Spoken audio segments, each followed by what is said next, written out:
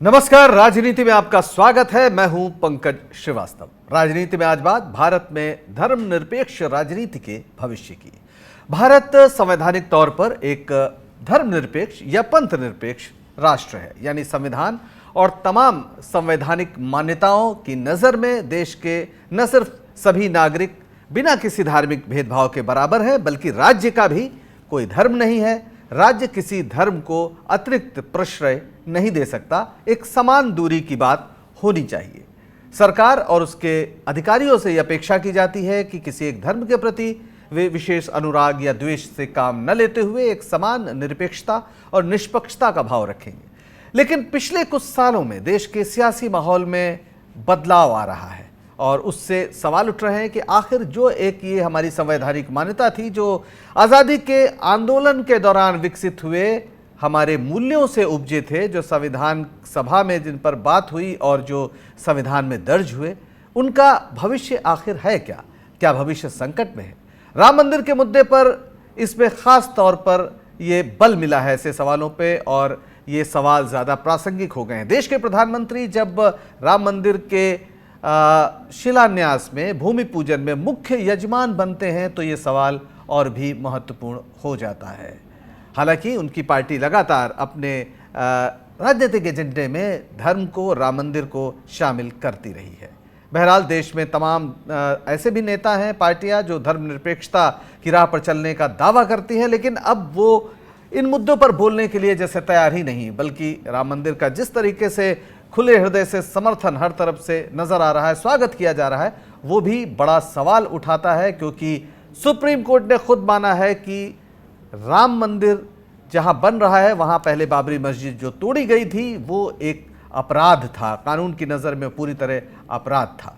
बहरहाल धर्मनिरपेक्षता और इससे जुड़ी राजनीति का भविष्य क्या है, इसी पर हम अगले आधे घंटे तक बहस करेंगे। हमारे साथ जुड़े हैं इतिहासकार प्रोफेसर आदित्य मुखर्जी, सीपीआईएमएल के नेता कविता कृष्णन और कांग्रेस के नेता शिव भाटिया। थोड़ी देर में बीजेपी के नेता दिनेश सिंह भी हमारे साथ जुड़ गए। प्रोफेसर मुखर्जी, शुरुआत आपसे करते हैं। आज़ादी के बाद तुरंत सोमनाथ का मुद्दा आया था और हम जानते हैं कि इस पर विवाद हुआ था। पंडित नेहरू जो पहले प्रधानमंत्री थे, उन्होंने इस बात से ऐतराज जाहिर किया था कि राष्ट्रपति वहां जाएं। हालांकि डॉक्टर राजेंद्र प्रसाद गए, लेकिन एक बहस उस समय ही शुरू हो गई थी कि राज्य के जो प्रतीक हैं, उनकी जो धार्मिक आस्थाएं हैं, वो सार्वजनिक रूप से उस पर उन्हें स्पष्ट नहीं करना चाहिए, उसको कहीं से भी प्रदर्शित नहीं करना चाहिए। आज जो आपने अयोध्या की तस्वीरें जिस तरह से आई हैं, क्या अब हमें लग रहा है, और देश में कोई सवाल भी नहीं उठ रहा है, तो क्या हम माने कि जो नेहरूवियन जिसे हम कहते हैं मॉडल ऑफ सेकुलरिज्म, अब उससे पूरी तरीके से देश अलग रास्ते पर बढ़ चला है? इस पे तो कोई दो राय नहीं है कि देश अलग रास्ते पे चल पड़ा। जैसे कि पॉलिटिकल साइंटिस्ट जिन्होंने कहा, बड़े सुभाष पालेकर ने, ये जो भूमि पूजन हुआ, ये भूमि पूजन लगता है कि इस रिपब्लिक के अंत का भूमि पूजन हो रहा है। जिस रिपब्लिक जिसकी आपने जिक्र किया था, जिस सेक्युलर डेमोक्रेसी जो थी हमारी, जो नेहरूवियन आइडिया था, जो सारे देश का आइडिया था, गांधीयन आइडिया था, उसका तो बिल्कुल अंत हो ही रहा है। आप जो सोमनाथ की बात कर रहे हैं, वो सिर्फ जवाहरलाल नेहरू नहीं, गांधी जी ने कहा, ये इशू जब रेज हुआ तो गांधी जी ने कहा कि टेम्पल अगर बनाना चाहें जरूर बनाएं, but it is a private affair. परंतु एंड उस पे स्टेट की कोई फंडिंग नहीं होनी चाहिए, स्टेट उसमें नहीं इन्वॉल्व होना चाहिए।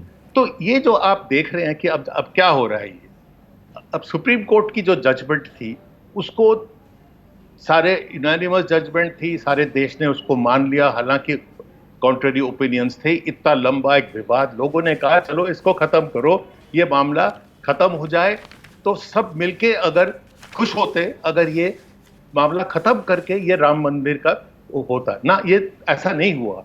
आप देख रहे हैं कि उसमें पूरी पॉलिटिक्स है, उसमें प्रधानमंत्री जाते हैं, योगी आदित्यनाथ जाते हैं, गवर्नर जाती हैं, और वहां पे भाषण सारा है कि हमने सदियों का संघर्ष, सदियों का किससे संघर्ष ये तो पता नहीं, पर क्लियर है कि उनके दिमाग में ही है कि मुसलमानों के साथ संघर्ष, सदियों के संघर्ष के बाद ये राम मंदिर का भूमि पूजन हो रहा है। ऊपर से उन्होंने ये भी कहा, हमारे प्रधानमंत्री जी ने भी कहा कि ये भूमि पूजन से ये एक राष्ट्रीय भावना, मतलब national identity, national interest, nationalism का एक स्वरूप है।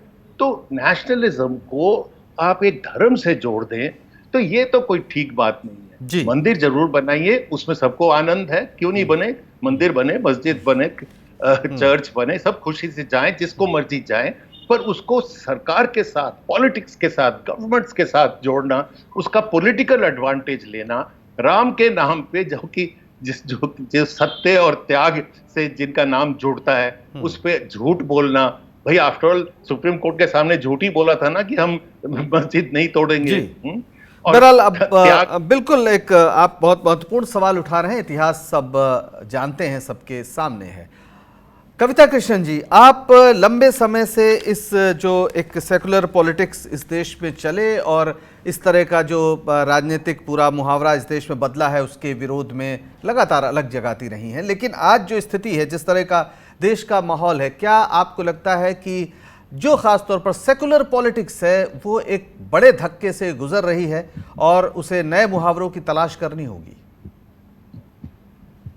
देखिए पंकज जी, मुझे लगता है कि सेक्युलर पॉलिटिक्स को जो धक्का लग रहा है उसका मतलब ये नहीं है कि सेक्युलर पॉलिटिक्स को अपना मुहावरा छोड़ करके एक तरह से मंदिर मस्जिद का मुहावरा, मंदिर का मुहावरा खुद ले लेना चाहिए, जैसा कि मैं देखती हूँ कांग्रेस पार्टी को इस समय करते हुए और इस मंदिर के लिए ईंटें भेजते हुए और स्टेटमेंट्स देते हुए। बल्कि मैं ये कहना चाहती हूँ कि मुझे लगता है इस वक्त सेक्युलर पॉलिटिक्स मैं मानती हूँ हमारे देश में जिंदा है। अभी कुछ महीने पहले तक भी सीए विरोधी जो प्रदर्शन थे, जिसमें बड़ी संख्या में साधारण युवा भाग ले रहे थे, साधारण लोग भाग ले रहे थे, वो अपने आप में आपको बताता है कि वो राजनीति जिंदा है। वो किसी पार्टियों में, वो पार्टियां जो कहती हैं कि हम इनके ठेकेदार हैं, उनमें कितना ये जिंदा है मैं नहीं जानती, लेकिन लोगों में जरूर है। एक बात में की तरफ मैं ध्यान देना चाहती हूँ, जो कि अभी अभी हमने सुना, नरेंद्र मोदी ये जो कह रहे हैं 5 अगस्त की तुलना उन्होंने 15 अगस्त से, और ये मुझे बेहद खतरनाक 2 वजहों से लगा। क्योंकि आप देश के जो एक आजादी का आंदोलन है और हमारा जो स्वतंत्रता दिवस है उसको आप जोड़ रहे हैं राम मंदिर के बनने से, जहां पर बाबरी मस्जिद तोड़ी गई। इसका मतलब जिस चीज को सुप्रीम कोर्ट ने एक जुर्म कहा, बाबरी मस्जिद के विध्वंस को, एक तरह से इशारे में प्रधानमंत्री कह रहे हैं कि वो भी एक आजादी का आंदोलन, और ये हमारे आजादी के आंदोलन के योद्धाओं का अपमान। ये आजादी का आंदोलन जो है उसमें देश के तमाम धर्म के लोग, 1857 में भी कई धर्म के लोग एक साथ, उसमें मुस्लिम भी हिंदू भी एक साथ आकर के उन्होंने कहा कि एक नई चीज है, हम पर एक हमला हो रहा है, जो बाहर का कोई हमला कर रहा है, बाहर का जो कर रहा है वो ब्रिटिश साम्राज्य है, साम्राज्यवाद विरोधी जो राष्ट्रवाद था उसे हम आजादी का आंदोलन कहते हैं। उससे पहले कोई आजादी का आंदोलन इस देश में कतई नहीं था। मंदिर मस्जिद बनते रहे, राजा तरह तरह के आकर के राज करते रहे, लेकिन उनको बाहरी या किसी साम्राज्यवादी ताकत के रूप में कतई नहीं देखा गया। ये जो इतिहास है इसे झुठलाने का काम नरेंद्र मोदी ने किया आज, और ये मुझे बेहद खतरनाक लगा। एक और बात जो उन्होंने की कि राष्ट्रवाद को एक तरह से फिर वो हिंदू राष्ट्र से जोड़ रहे हैं, हिंदू राष्ट्रवाद से, क्योंकि अगर आप मंदिर बनने को, जहां पर एक बात याद रखिए कि नरेंद्र मोदी अपने प्राइवेट कैपेसिटी में किसी मंदिर में जावें, अपना मत्था टेकें, बिल्कुल उनका अधिकार है, वो जरूर करें, उनको कोई नहीं रोकता, लेकिन बतौर प्रधानमंत्री आप उस मंदिर की शिलान्यास करने जा रहे हैं जहां पर एक जुर्म के तहत एक मस्जिद ढहाया गया। इस बात का जो पॉलिटिकल सिग्निफिकेंस है, इसे कतई we would ignore the significance at our own peril. हम अपने खतरे पर, हमारे देश के लोकतंत्र के खतरे पर इस चीज को नजरअंदाज कर रहे हैं, जो कि मेरा मानना है कांग्रेस पार्टी कर रही है। बिल्कुल, मेरा ख्याल है कांग्रेस से भी हम जवाब लेंगे, लेकिन अभी बीजेपी के नेता दिनेश सिंह हमारे साथ जुड़ गए हैं। तो दिनेश जी, एक बड़ी आपको कामयाबी मिली है जिस राजनीतिक यात्रा को बीजेपी ने शुरू किया था पालमपुर रेजोल्यूशन से, जब राम मंदिर को 1989 में अपने एजेंडे में, पॉलिटिकल एजेंडे में शामिल किया था, और उसके बाद जो धर्म की शक्ति है उसको अपनी शक्ति बनाते हुए लगातार सफलताएं मिली। आपको खुश होने का बिल्कुल पूरा अधिकार है। लेकिन एक बात बताइए, तो फिर जो आशंकाएं थी जिसके बारे में आपके तमाम विचारक, खासतौर पर आरएसएस से जुड़े विचारक कहते रहे कि धर्मनिरपेक्षता भारतीय अवधारणा नहीं है, सेकुलरिज्म जो है वो संविधान में ठीक नहीं है, तो क्या हम माने कि आने वाले दिनों में हमें सेकुलरिज्म की विदाई औपचारिक रूप से भी संविधान से देखने को मिलेगी, या फिर जो कुछ हो रहा है इसकी कोई और गति आप देखते हैं? पंकज जी, मैं अभी सुन रहा था, आपका प्रश्न भी बहुत लाजमी है जी, और आज के अवसर पर तो लाजमी है ही जी। लेकिन मुझे लगता है कि ये देश संविधान से चलता है और संविधान का जब पहला पृष्ठ आप खोलिए तो उसमें आपको राम दरबार दिखता है। निश्चित तौर पर राजनीति का भी अपना एक धर्म होता है और बिना धर्म की कोई राजनीति नहीं होती है। लेकिन ये राजनीति नहीं, हिंदू और मुसलमान की राजनीति की बात नहीं कर रहा हूं। वो राजनीति ये राजनीति है कि जो सबके लिए काम करे, वो सरकार जो धर्म के आधार पर नहीं बल्कि लोगों के कल्याण के लिए काम करे, वो सही मामले में धर्मनिरपेक्ष सरकार है। और मैं दावे के साथ कह सकता हूं, अभी मैं नेता को सुन रहा था, पहली सरकार है जो सही ढंग से धर्मनिरपेक्षता का पालन कर रही है। हम जो काम कर रहे हैं वो हमारा नारा नहीं है जो माननीय मोदी जी ने कहा, सबका साथ, सबका विकास और सबका विश्वास। हम 100% उसी कथन को हम अपने कार्य रूप में प्रेरित कर रहे हैं। हमने करके दिखाया है। हमने जो किया है वो ना तो हिंदू के लिए किया, ना मुसलमान के लिए, या सिर्फ सिख के लिए, ईसाई के लिए नहीं किया, जैन पारसी के लिए नहीं किया, हमने सबके लिए किया है। लेकिन इसके पहले की सरकारों ने यही किया। सिर्फ एक निवेदन मेरा जरूर है कि अब इसी देश के, अपने ही देश के प्रधानमंत्री लाल किले पर खड़े होकर, प्राचीर पर खड़े होकर जब ये कहते हैं इस देश के संसाधनों पर पहला अधिकार मुसलमानों का है, तब कहीं से धर्मनिरपेक्षता पर कोई खतरा नहीं मंडराता है। जब प्रधानमंत्री या मुख्यमंत्री या किसी का भी नाम ले लीजिए, जब वो अजमेर शरीफ पर चादर चढ़ाकर, टोपी लगाकर चादर चढ़ाने जाते हैं या चादर भेजते हैं, तब कहीं धर्मनिरपेक्षता खतरे में नहीं आती है। लेकिन एक 500 वर्षों से जो हमारे राजनीतिक बात नहीं है, ये हमारे आस्था का विश्वास दिनेश सिंह जी, मैं अब आपको यहाँ थोड़ा सा अब आपको टोकूंगा। आप जब 500 वर्षों वगैरह की बात कर रहे हैं, सुप्रीम कोर्ट ने ऐसा कुछ नहीं माना कि वहां पर जो है कोई प्रमाण नहीं मिला कि मंदिर तोड़ा गया, ये सुप्रीम कोर्ट का मानना है। दूसरी बात, सुप्रीम कोर्ट ने यह भी कहा है कि वहां जुर्म हुआ है। बाबरी मस्जिद को तोड़ा जाना कानून का के निगाह में जुर्म हुआ है और उस जुर्म की जगह पर बजाय उनको, जिन्होंने जुर्म किया है, उनको सजा देने की, कोई बात करने की, अगर भारत के प्रधानमंत्री वहां मत्था टेकते हैं और मुख्य जजमान बनते हैं तो जाहिर है एक संदेश जाता है कि सबका साथ का मसला नहीं है। यहां पर यह भी आपको सोचना पड़ेगा। पंकज, बहुत अच्छा लगा कि आपने मुझे टोका, यही हमारे पूर्व वक्ता को भी आप टोके। नहीं, बिल्कुल टोके। अगर वो कोई तथ्य से इतर बात करेंगे तो जरूर टोकेंगे। जब तक तथ्य वाली बात होगी मैं नहीं टोकूंगा। क्या कह रहे हैं, तो बैठे ही हैं आधे घंटे आपके साथ। नहीं, मैं ये कह रहा हूं, आप जवाब बात सुनिए। प्रधानमंत्री जी वहां का शिलान्यास करने के लिए, जहां पर सर्वोच्च न्यायालय ने कहा कि नहीं, यहां मंदिर था, मंदिर है और मंदिर रहेगा। अब किसी को डर हो, किसी नहीं दिनेश जी, मैं आपसे फिर माफी, दिनेश जी मैं आपसे माफी मांगते हुए कहूंगा कि सुप्रीम कोर्ट ने ऐसा नहीं कहा है। सुप्रीम कोर्ट ने ऐसा नहीं कहा। एक बार फिर से पढ़ लें कृपया। बहरहाल अभी फिर आएंगे आपके पास। शिव भाटिया जी, एक चीज तो है, देखिए बीजेपी ने जो नैरेटिव चलाया है उस नैरेटिव को आप पूरी तरह से स्वीकार कर रहे हैं। आप सीधे सीधे, आपके सभी नेता, आपके तमाम जितने भी बड़े बड़े नेता हैं, वो सब इस समय राममय नजर आ रहे हैं। अब आपके सामने इसका मतलब कि एक बड़ी मजबूरी है, आपको उसी राजनीतिक मुहावरे में बात करनी पड़ रही है जिसमें कि बीजेपी ने महारत हासिल कर ली है। इसको हम कैसे आपकी सफलता माने या असफलता माने? शिव भाटिया जी, ये गांधी जी के आदर्शों का देश है और ये सर्वधर्म संभाव का देश है, जिसके अंदर हर धर्म को स्वीकार किया जाता है, हर जात को स्वीकार किया जाता है। और इस देश के अंदर जब भी ऐसी परिस्थितियां रही तो उस परिस्थिति के अंदर हमेशा मिलजुल के बैठ के इन चीजों को सुलझाने की कोशिश की गई। सन 1948 में अगर ताला भी बंद किया गया तो सबने बैठ के इस चीज का निर्णय लिया कि इसका हल हम किसी और रूप में निकालना चाहिए, जिससे कि यहाँ का माहौल ना बिगड़े, आपस में धर्म के ऊपर कोई ऐसी राजनीति ना हो। उस समय इस चीजों को रोका गया। लेकिन जिस तरह से ये भाषा का प्रयोग करते हैं और अपनी कथनी और करनी में फर्क डालते हैं, उससे ये सब सिद्ध हो जाता है।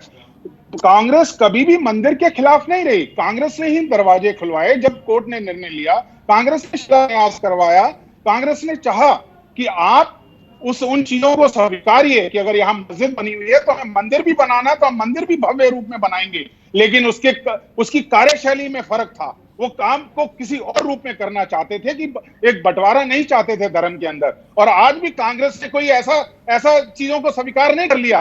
धर्म और मंदिर के खिलाफ कभी भी कांग्रेस ने अपने आप को प्रकट नहीं किया। धर्मनिरपेक्षता के खिलाफ कभी कांग्रेस खड़ी ना हो सकती है ना होगी।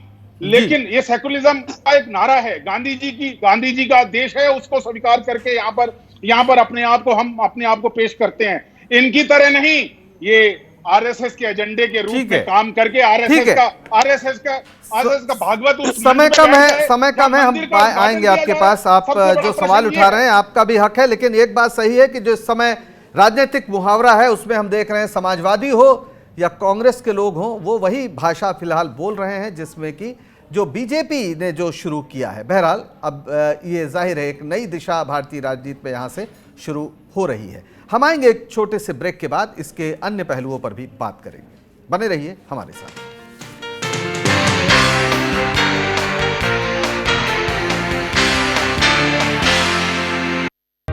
सपने सच तब होंगे जब आप सपने दिखना शुरू करेंगे। ये शब्द हैं उस शख्सियत के जिसके सपनों ने दी इस देश को एक नई उड़ान, डॉक्टर एपीजे अब्दुल कलाम। और ऐसे ही हर स्टूडेंट के सपने पूरे करेंगे हम, under best guidance of expert faculty team. Admission open in science and technology, humanities, social science, arts and sports. Doctor APJ Abdul Kalam university, Indore. For the details, contact 1800-300-26072.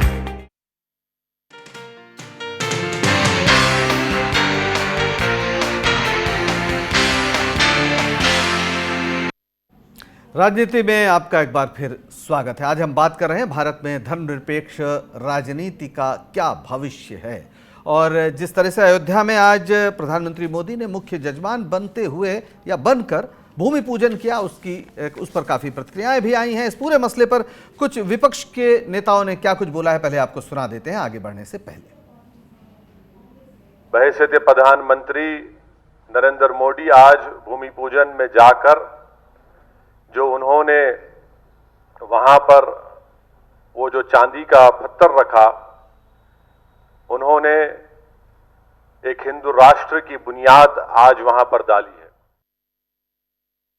प्रधानमंत्री के तहत प्रधानमंत्री के पद की गरिमा को मानते हुए इस बात को वो कहें कि जहां एक तरफ भव्य राम मंदिर बन रहा है, वहां उसी से कुछ दूरी पर एक मस्जिद बनेगी। और अब किसी को इस देश में कोई कुंठा नहीं होनी चाहिए, किसी को कोई शिकायत इस देश में नहीं होनी चाहिए। वो प्रधानमंत्री सब लोगों के हैं, भगवान सबके भगवान होते हैं और प्रधानमंत्री सबका प्रधानमंत्री होता है।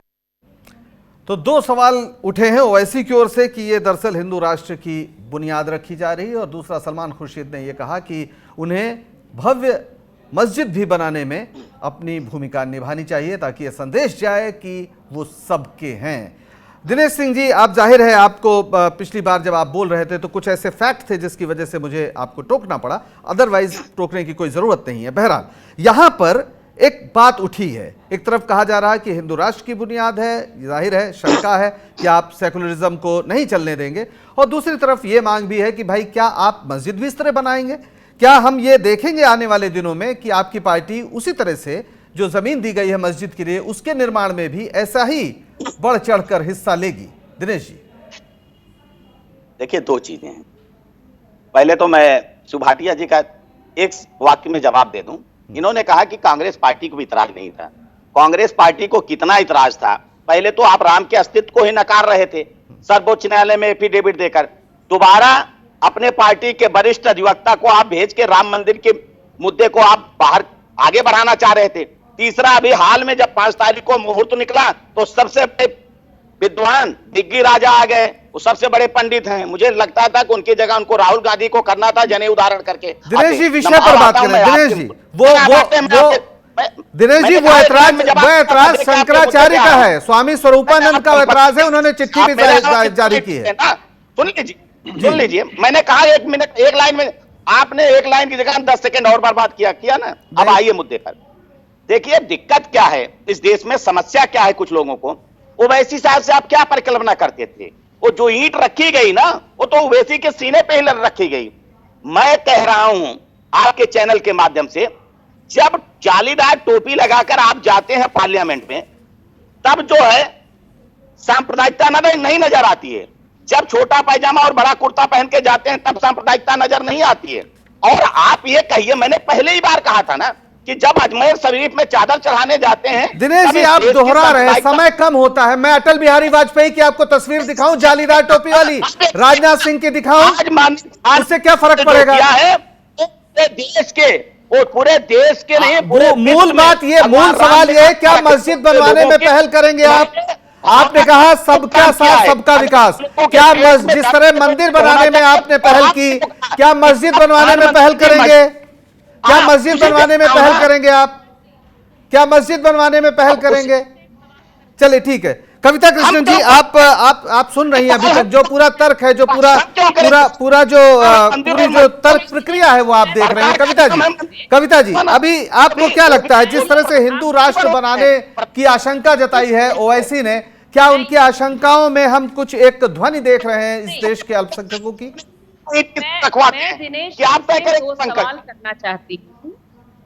वो सवाल ये है पहला कि भाई ज्ञानी जैल सिंह जो हैं वो देश के प्रेसिडेंट थे पगड़ी बांध करके, तो पगड़ी बांध करके प्रेसिडेंट थे। इससे क्या आपको क्या लग रहा था, कुछ ऐतराज हो रहा था आपको कि पगड़ी बांध करके प्रेसिडेंट कैसे बन गए? पहला सवाल रुकिए, मुझे बोलने नहीं हुआ। आप हो गया दिनेश जी, आपका तर्क आ गया, आपका तर्क जहां पर है वो आ गया है, वो तर्क जो है उसी पर बात हो रही है। जी ठीक है।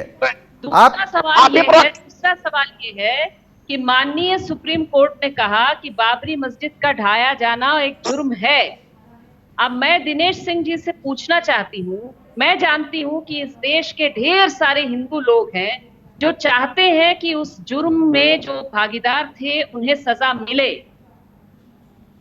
हिंदू भी हैं, मुस्लिम भी हैं, सिख भी हैं, ईसाई भी हैं, भारतीय हैं, जो चाहते हैं कि उस जुर्म करने वालों को सजा मिले।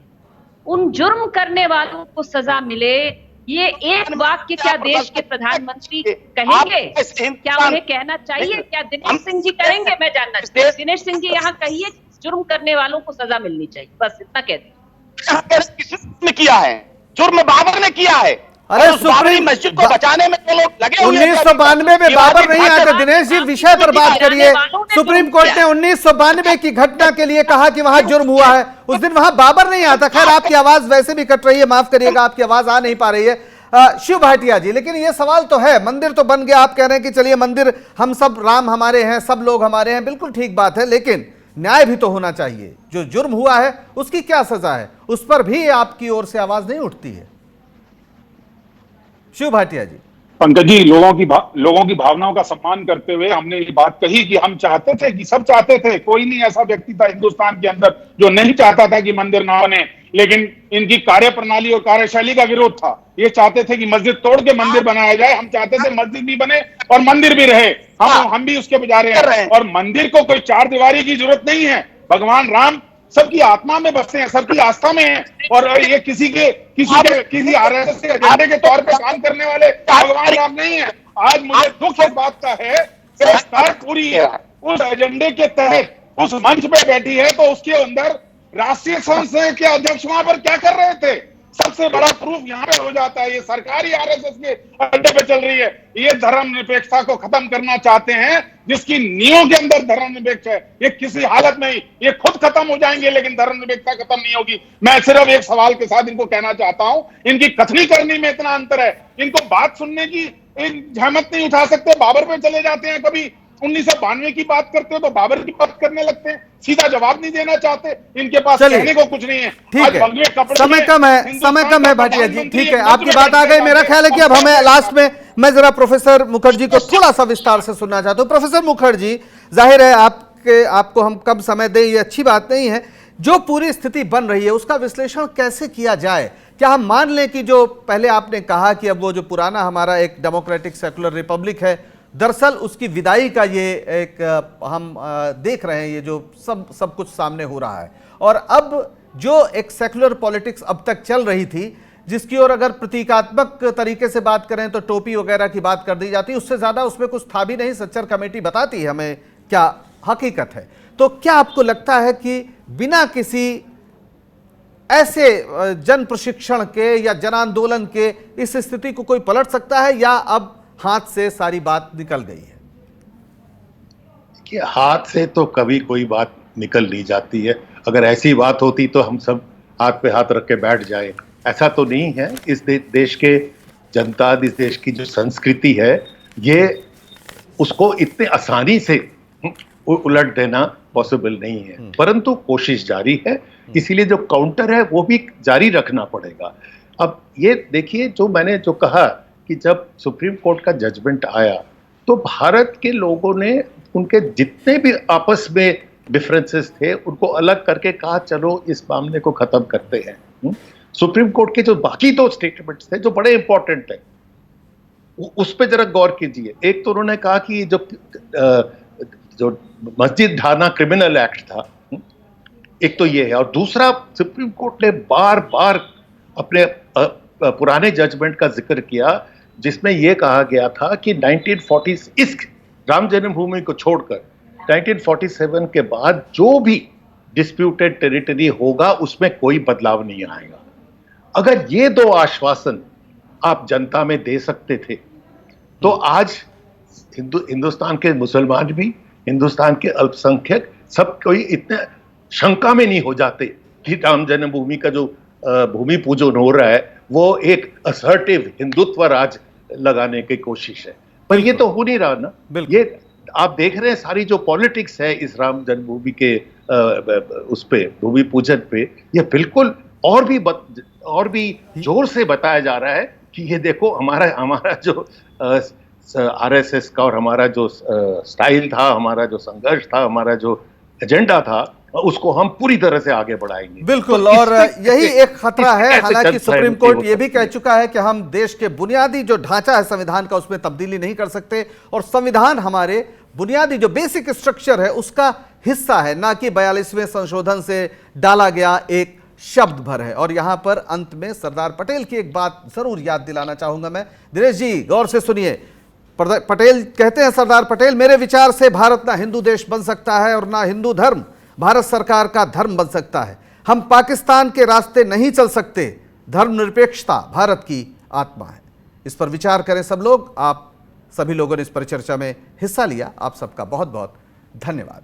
राजनीति में आज बस इतना ही। मुझे दीजिए इजाजत और बने रहिए स्वराज एक्सप्रेस के साथ। नमस्कार।